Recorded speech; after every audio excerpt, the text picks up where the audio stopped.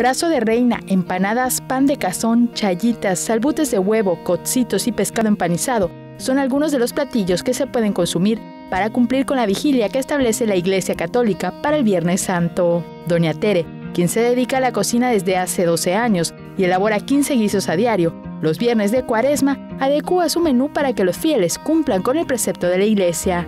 Un 80% es gente católica que lo respeta.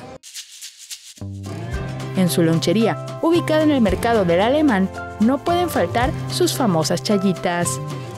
Es masa con chaya revuelta, se tortea y se rellena huevo duro con pepita molida. Se fríe con su salsa de tomate, su cebollita, su repollo, al gusto del cliente. El pan de cazón es otro guiso que tiene mayor demanda. Muchos lo hacen de 5 o 6 tortillas. Acá en la lonchería se hace de 10 tortillas.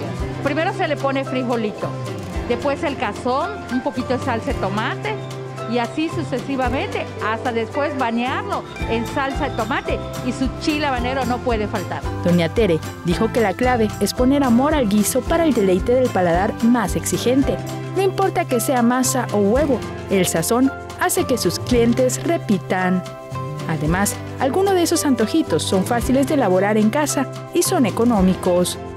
Con imágenes de Joaquín Martínez y Efraín Rodríguez, Maribel Vega, Tele Yucatán te informa. Tele Yucatán te informa.